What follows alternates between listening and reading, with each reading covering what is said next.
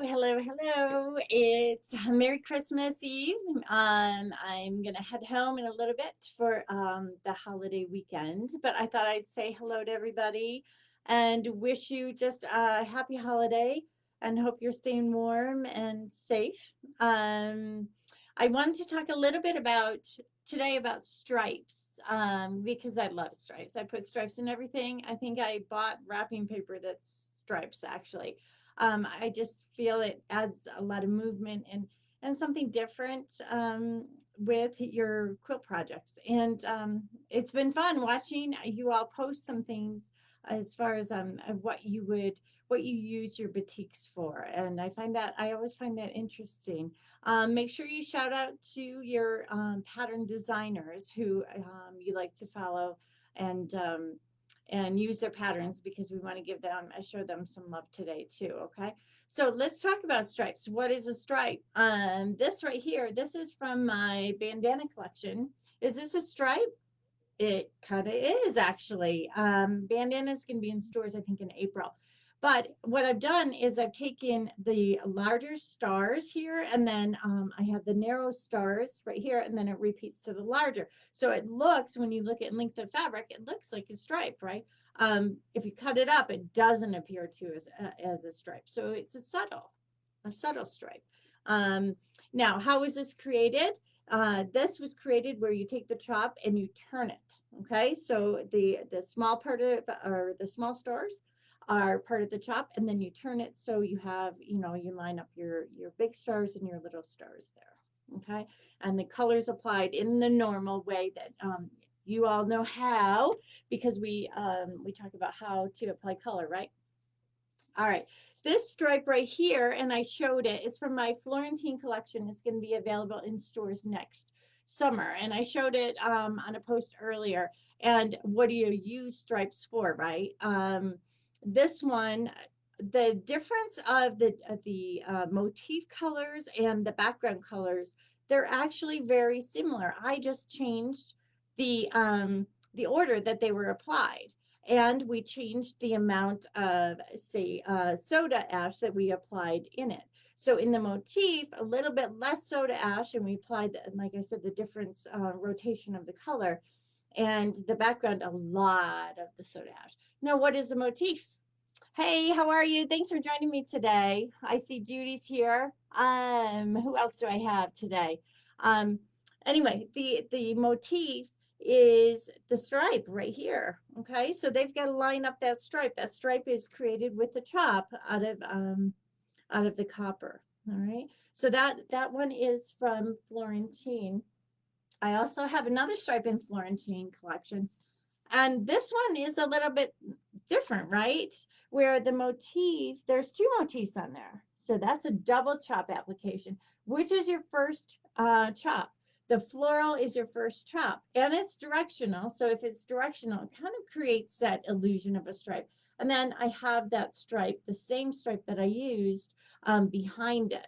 Okay, so that's a second chop application. So the white, the floral is the first, and the second one, it looks to be behind it, right? But it's actually applied after to hold the wax in the stripe.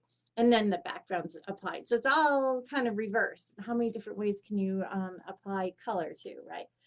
The Florentine is a very large collection. So I wanted to show you this pastel one as well. I think it's just stunning. And the motif in this one is the white, right? And the background is the modeled pastel-y colors. Okay. All right. Another application for stripe is, what if we used it as a border? And this is from a collection called Rock City. And you can see I did it as a border, right? And then I did an all over inside. So this is applied as a stripe on the selvage. It runs length of fabric. And then it's typical border. We're used to using a border print, right? And in quilting. Merry Christmas, everyone. Thanks for joining me. Hello, Carolyn. I see you joined. Thanks. Hey, you guys know where Santa is right now? According to Olivia, Santa is in Australia, I think. So we have time. Okay. Right here, this is from Daisy Chain collection. And you can see one of the things that I showed you on a play date I had in Indonesia. You saw the gold, and it almost looked it looked like I say, an embedded design. Okay, so this right here is one chop here, and then this right here is another chop. All right, so the yellow is applied first, then the wax applied to hold that, and then the color is hand painted over it, right? So you got to make sure your wax isn't too heavy, because then it will pool right around it, right? So you got to make sure it's not too heavy in your motifs. But I got pretty heavy down here, and look what they were able to achieve with that. I think it's just stunning. It's really kind of fun. It gives you a lot of different textures to use in it. Behind me, I have the Strata Stripes, and I also posted photos of those. And I always kind of run a hand painted stripe. They're wonderful for landscapes. I think you guys suggested to use them in the borders, right? Janet, hello, thanks for joining. So there's a lot of different applications for those hand painted stripes, and I like to use them actually in applique. I think in applique, they add a little bit of dimension because you can play with where you lay your applique down, right? So you can kind of get a shadowing effect, say, on that leaf. All right, another stripe. This one, first I decided, okay, I wanted to use a different stripe here, or a different chop here, right? And then a floral chop in here. But then we hand painted the stripe, and instead of just using the aqua like we did with the daisy chain, we did different colors. So we went from the grays to kind of a maroonish brown to a wine color. And then it got almost to a peachy color in the center. And then it repeated on the other side. So a lot going on in this particular piece, but I think it's kind of fun, because then you can use it as a quilter. You can use it in many different ways when you're doing a lot of little piecing. Okay. Another stripe application is this one here. I love this one. Um, and what we did is the motif is the white. Okay. And then in here, the background, we kind of applied it with a screen and raised the color up. You can kind of see the pink here, and then I raised the color up with the darker. So there's a lot of different techniques that we can play with, and in Indonesia, and creating the batiks. So basically, that's what I wanted to talk about today, is stripes. And what other textures can you use? Can you do plaids? Yeah, we did plaids with something called All About Plaid. We did some plaids for Patience Griffin's collection. Um, and I love those kind of things, because they're very traditional to me. They're a traditional quilt kind of, or related motif, and I think they just add that geometry to go, or the geometric to go with the floral.